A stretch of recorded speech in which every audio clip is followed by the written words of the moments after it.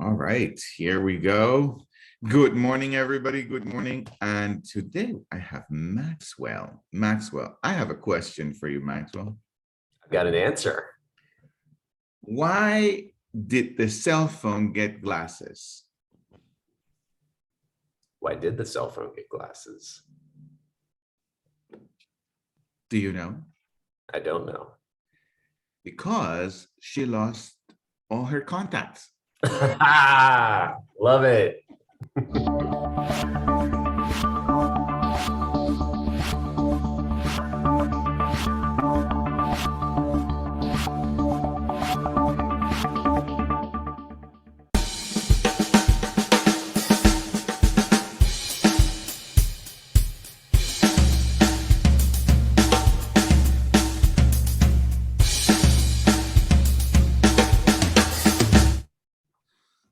All right, good morning, good morning, good morning. Good morning, Southeast. Good morning, East Coast. Good morning, West Coast. Good morning, everybody. Today I'm joining you from New York, and I am excited to be here. And today we have one of those questions that have just truly important. And if you have a business, or if you want to grow your business, or if you want to make more money, or in the category of all of those things, today's question is going to be critical for the development of your business. And that is the number one marketing principle you need to scale, that you need to know to scale your business. And without it, you're doomed. Or at least that was my experience. So here we go. Let's get us all primed and ready. Wow, I see Stan the man here. Stan, good morning. How are you? I'm fine. I'm good. I am as I say I am, and I'm good today. I'm good. I love it. Stacy, great to see you. Love the microphone. What time is it? What time is it? The time is now. The only time that's important, because this is the time that we have to control our destiny. Absolutely. Wherever you go, you're here, and the time is always now. It just won't change. Right. Maxwell, one question for you, Maxwell. Who are you? Two questions for you, Maxwell. Who are you going to hug today, and one thing you're grateful for? Today I'm going to hug myself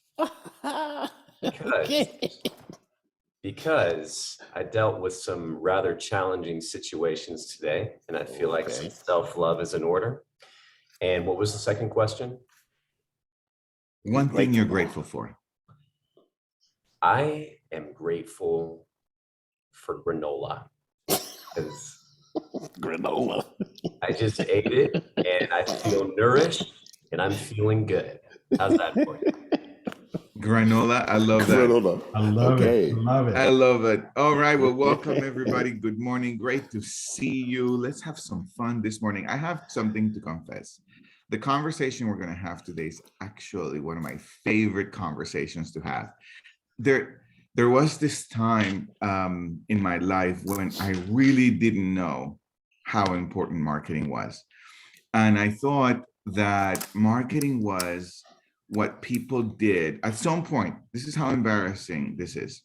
I thought at some point that marketing was what people did when they didn't want to concentrate in anything difficult.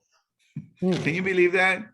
Can you believe that? It's like I grew up with this notion of when I was growing up, I grew up with this notion that if you want to become a salesperson, don't go to school. I grew up with a notion like that. My environment in which I grew up led me to have this kind of conclusions about entrepreneurship and about life and about careers. It's like, okay, if you're not going to concentrate on something important like being a doctor or being a lawyer or being, engineer or an architect, then go into marketing. That's like your fallout. Like that's what you do. Or the same thing in the context of sales, like if you don't go to school, then you're going to have to end up selling something. So imagine these two conclusions happening in my brain. If you don't really want to concentrate on anything, like important in the world, going to marketing. And if you're not going to do anything in life that is worth talking about, then you're going to go into sales. Imagine the barriers I had unknowingly to grow a business. I was doomed. I was doomed. So I didn't go into marketing, right? And I didn't want to become a salesperson. And there I go, going to school and working really, really, really, really hard, 60, 70 hours a week, going to school full time and making little money, little to no money, and trying to be helped by everybody. And then, okay, I'm going to make the story short. Then things begin to happen. I start having a better relationship with sales, and I started, I met someone who said, my first mentor, who didn't know was a mentor for me, but my first mentor, this was a very successful woman. And she said, hey, if you don't want to worry about money for the rest of your life, learn to sell something, learn to sell, because everyone needs someone that can help them sell their stuff. And I love what that way of looking at things. If I don't want to worry about money for the rest of my life, learn to sell for somebody. And so that began to shift. Okay, so life goes on, and then I go to school, and then I graduate, and then I start working with a consulting company. And then this is a very big consulting company. And then I end up in Africa. Can you believe it? I end up in Africa. And then I go do work in South America with governments and mines. And I do this amazing work for organizations, doing leadership development and management consulting.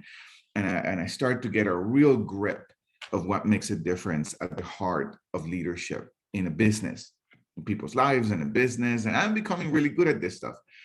And I have sufficient years of experience to have conviction in what I do. And that's a cool place to be at. But then my contract ends. No more playing with them. And I'm at this crossroads. And the crossroad is, should I go look for another consulting company? McKinsey, the McKinseys of the world, right? And work for them, or bring everything I know that I have gathered for 12, 15 years and use it and package it in a different way and help small business, medium-sized businesses in their capacity to build teams and lead others. And I thought, I'm going to do that. I'm going to take on my own journey. I'm going to start my own journey. And then I discovered how terrible I was at marketing my stuff. Like how bad I was, like how terrible I was. Here's what I discovered. And this made a real difference for me. And this is a quote that I made up for myself. I don't think I've seen it anywhere else. There is a world of difference between being good at something and marketing what you're good at. Like a world of difference. It's just so different. It almost, this is what I discovered in my field, it almost has nothing to do with it. Almost. I know that's a stretch to say. Of course, it has something to do with it. But if I had to send my brain in that direction, there is a world of difference between being good at something, being good at your craft, delivering an excellent product, having integrity in your product or service, and then marketing what you're good at. It's a very different world, really different world, different aspects to master and to bring integrity, right? So I failed miserably at the beginning. I couldn't get a client, and I really knew I had something special, but I couldn't do anything. And then I started discovering, and then I started hiring marketing companies. I had to outsource, you see, I had to outsource. I wasn't going to become good at this. I had to outsource it. And that didn't go well at all. That didn't go well at all. So let me share this I'm going to share this, this quote that I'm about to share with you. It's the very quote that changed everything for me. I'm going to share my screen. Let me share my screen. Can you guys see my screen? Yeah. Yes. All right. This quote changed everything from David Packer. He says, marketing is too important to be left to the marketing department. That changed everything for me because I was looking to outsource and outsource and outsource. And it's not the marketing agencies don't know what they're doing. Of course they know. However, you are the driver of your business. You are the driver. And the intricacies of your ideal client, of your prospects, all that they can really do is to have you fill out a form on your ideal client and then create a campaign around it. But you really are the one who knows them. You really are the one who can react to their needs, if you will. And so absent of understanding key principles of marketing, if you will, then your business is really hurting as a business owner or as an entrepreneur.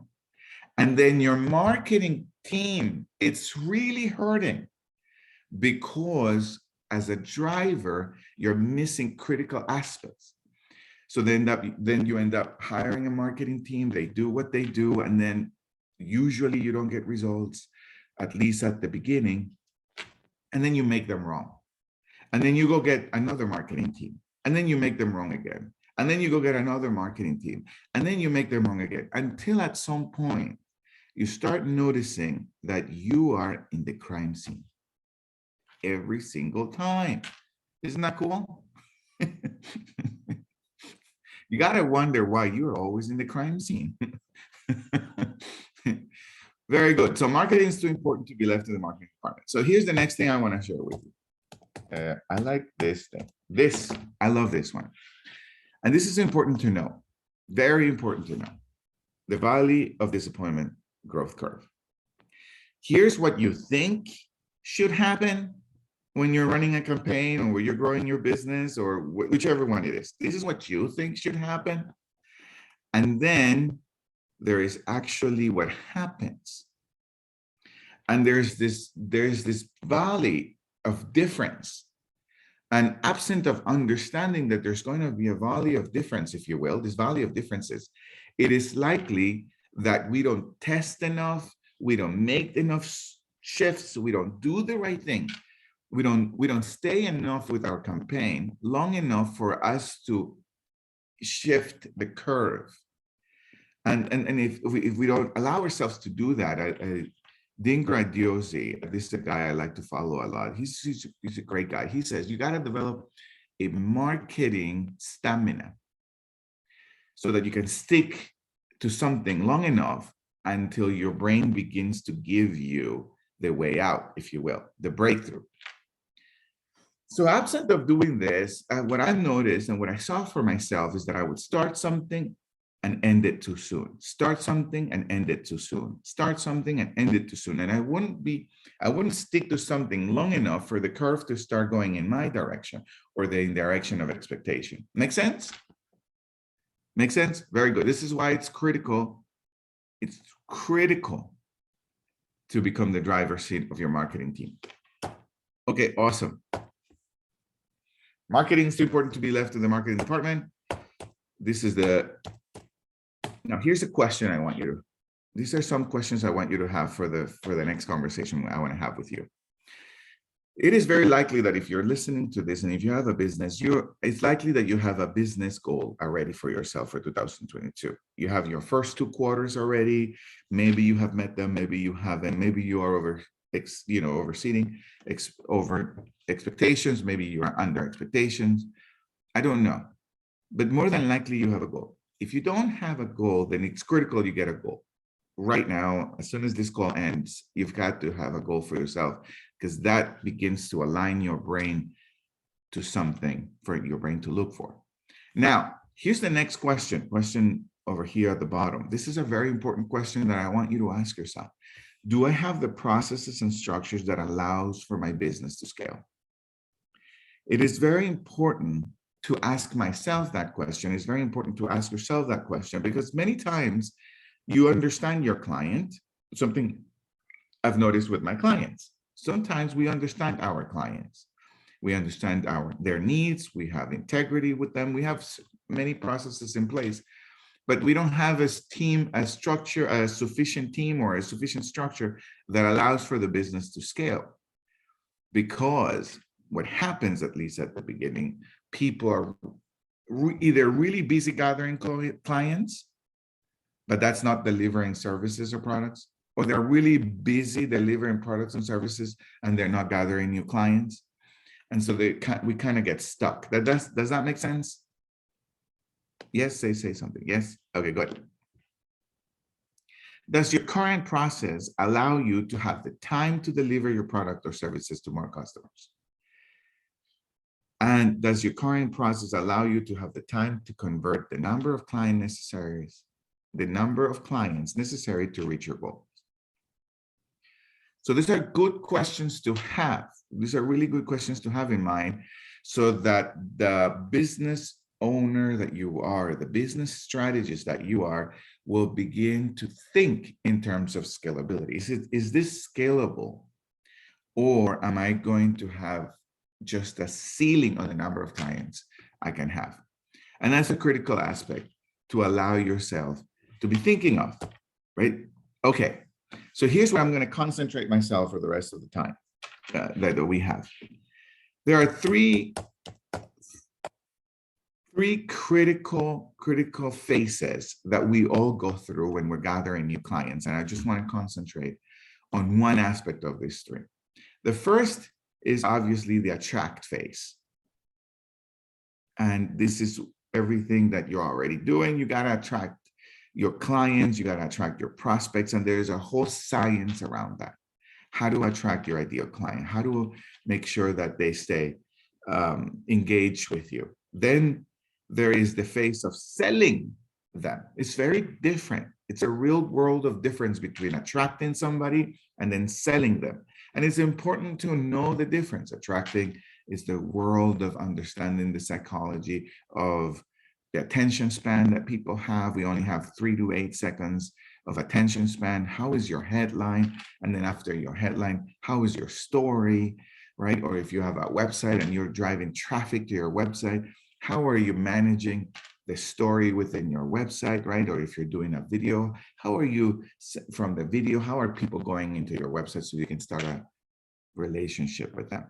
And that's what I want to point to today. That's the aspect I want to point to. The number one marketing principle to scale a business, and without it, we're doomed.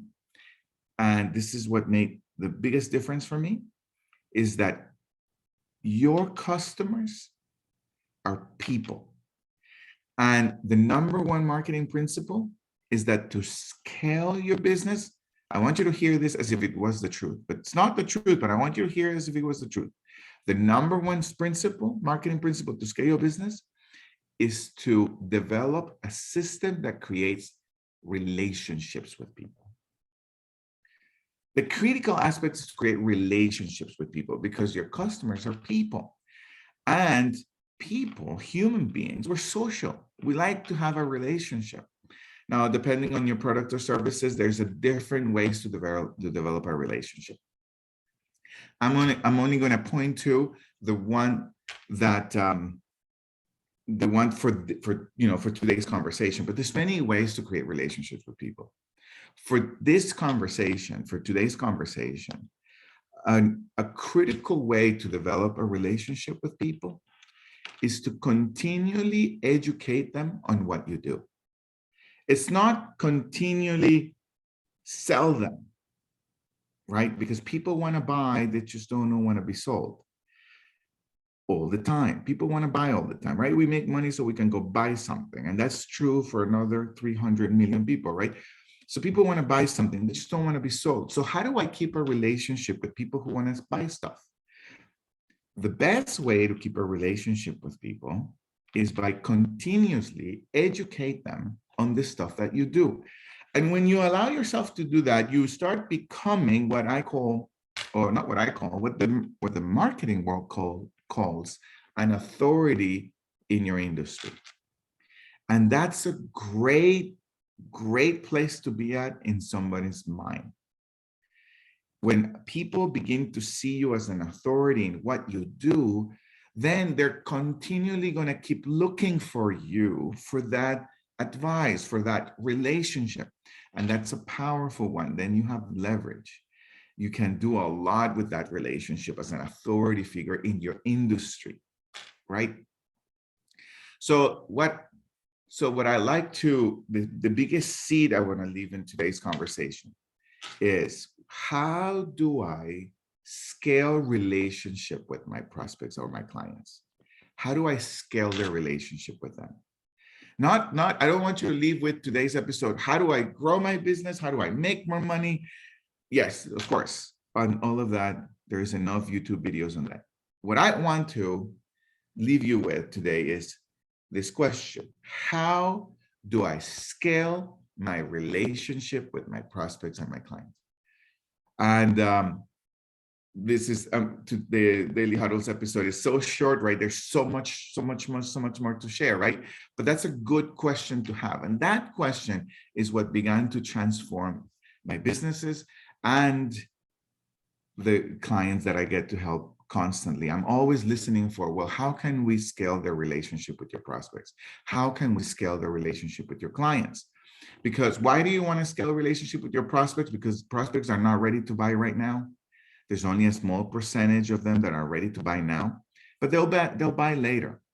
And your clients, they can buy again, or they can send you referrals, right? Your clients can buy again from you, or they can send you referrals. So how can you scale the relationship with your clients so that you stay top of mind and they continually send you referrals, or they come back for more? And it's about developing the relationship, not just sending them a coupon on Mother's Day or Christmas. Make sense? Raise your hand if that makes sense. All right, so it's 9:23. I'm going to stop sharing my screen. I want to give you the opportunity to maybe ask some questions or some comments, and we'll dance with the conversation.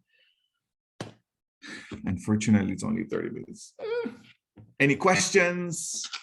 Any comments? Go ahead, Maxwell. Excellent points. There's so many business owners and people that I meet who are so focused on outreach and on digital marketing and the social media posts and everything, that too often they don't open up the filing cabinet of people they've already worked with and realize that there are some strong opportunities there. It's a phone call with a client that you maybe had 3 or 4 years ago goes a lot farther than 20 cold calls. So a lot farther. Yeah, so excellent. I just wanted to say that's an excellent point for sure. And I actually wrote that down. How can I scale the relationship? So I'm going to keep that. Yes. Yes, absolutely. So one of the things I'm going to put in the chat that that I constantly keep going back to your point is, Maxwell, is I'm going to put in the chat for you to download a list I have of different forms in which you can impress your current clients. Things like follow up with, well, actually, let me share the list here, and then I'm going to put a link in the chat so you can download it. Things like how do you follow up with them, send a written thank you note, send a $5 gift card with every purchase, start a reward or loyalty program, provide a surprise discount. So this list here, I'm going to send you this. I'm going to give you this list. I'm going to give you the link so you can download it if this is helpful and useful. These are different ideas that that I use, my team uses, and I share with all of my clients to keep in mind, because like you're pointing to, Maxwell, that's the difference maker. That really makes a difference. It's thinking in that context of how do I scale the relationships, not how do I sell more? It's how do I scale the relationship? Because psychologically, for the business owner that you are, right, or for the marketing chief marketing officer that you are, if you will, when I think in terms of relationship, I'm more sensitive to my client needs. And when I allow my brain to be more sensitive to my client needs, then I become this powerful business. I have the competitive advantage all of a sudden, but it's really from caring kind of view rather than scaling kind of view. Awesome. So let me put that in the chat before I forget. Any other comments? Any other questions? Good morning, Josenia. This is so great to see you. I'm glad you're doing great. You're doing better. Yes, thank you. It's great to see you, Giovanni. Awesome. All right, so just put it in the chat. Liz, can you share this link on Facebook for me, please? Okay. Awesome. Any other comments? Any other questions? Go ahead, Stacy. Yeah, I just wanted to say, so for those of you, you've heard me talk about many times this new relationship and love of my life that I've reconnected with. It is Joy Sonia. So, Oh, really? yes, Really? this is my best friend, my ex-wife, the mother of my children, and my current girlfriend. I love to say that, and future fiance again. So, yeah. Oh, that is phenomenal. That is so great. Thank you for connecting the dots. That is awesome. Yes.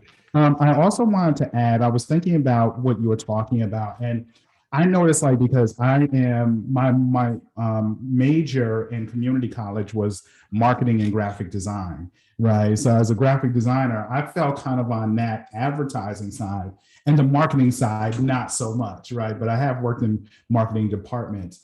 And for my own business, I noticed that I'm always selling myself, my personality, right? Not even my artwork as much, but literally almost like my persona, right? So as I'm looking at what you're thinking about with marketing, I'm like, yeah, I could use some better strategies in order to even sell myself, or not my personhood, but my persona. So thank you for that. Yes, absolutely. Yeah, absolutely. Thank you, Stacy. Thank you for creating that. There is an aspect now that is so critical that I feel like it in the past it wasn't so important, which is personal branding, and that's a whole different world, right? That's a completely different world. But there's a principle in leadership that applies to branding and marketing, and that's that people follow people before they follow a vision. People follow people before they follow a vision. And so it's an aspect, a critical aspect to keep in mind. One of the things I've struggled myself is branding myself. I don't really like it. I don't really like branding myself because as human, I'm a roller coaster. Sometimes I'm high, sometimes I'm low. So that's a real, I'm a liability to a business, if you will. But ideas are not. Great ideas are not. So there's this balance between personal branding and then branding your company, right? So anyway, I just wanted to add that. No conclusion there, but just wanted to add that to the conversation. Stan. Yes, Gio. So in creating a relationship with your customers, with your prospects, in order that you can scale, you want to scale that relationship. That's primary, because it's about relationships. So I'm getting that. And you say the best way to do that is to educate them, continually educate them on what it is that you do. Would you give me an example of that? Can you guys hear me? Because I see myself frozen. Yeah, we can hear you. You're coming through clearly. You're just frozen on the screen, but you're coming through clearly. Yeah. Mhm. Okay, awesome. So that, unfortunately, your question is kind of big for the time that we're in. Okay. We're gonna pick that question up next week. But what I'm going to say is that if you could allow yourself to look at the relationship you have with me from the daily huddle it's a way to create relationships with people, right? The daily huddle itself. That's right. And then also we have different events during the year that some have very low entry point, cost point, so that I provide more value. And then once a year, I actually do a 3-day leadership course with Sorrel. And then that's a bigger entry point, investing in yourself, and now you're investing in working with me. And then in that process, then for those folks who have companies, then they are actually interested in for us in training their teams. So that's a 30,000 view of how we do it. And then next week I'll share how we do it for other clients and how other clients do it. But the entire principle that I say is that the foundation of all of it is, how do I scale the relationships with people? That's the entire principle. How do we scale the relationships? Not how do I make money from my prospects, is how do I scale the relationship? And it really, really, really returns on investment. It's a really beautiful return on investment. All right. So unfortunately, I got frozen. For some reason, I'm frozen, and I don't want to mess it up since I'm at the end of our half hour. So thank you for being here. Thank you, Stan. Thank you, Maxwell. Just saying it. Great to see you. Stacey, great to see you. Great to see Molly, Virtue, thank you for being here. And as always, we're going to close with our 7 tenets to having a renegade life, to live like a renegade and make a lot of money and scale relationships. The first one is love always. Love those who you have an opinion about. Love those who hurt you in the past. Love those who will hurt you in the future. Love. Stress less. It's only one life, really. There's overwhelming evidence. This is it. Stress less, really, really stress less. Eat more plant-based. Stay closer to the trees. Eat the trees. Hug the trees. Eat more plant-based. Laugh more. Laugh out loud. Just be crazy about laughing like a child is looking at a mosquito and starts laughing. Just laugh out loud. Sleep more. Sleep at least 7 hours. At least 7 hours. If you want, get a bonus, 8 hours. And of course, always give your jealousy away, give your resentment away, give away what you got. There's nothing to keep anyway. And then finally, move every day, 10 minutes in the morning, 10 minutes in the afternoon. Have a phenomenal day. We'll see you next week. I love you. Love you guys. Bye-bye. Peace and blessings, guys. Peace, my Peace. Huddle family. Great day.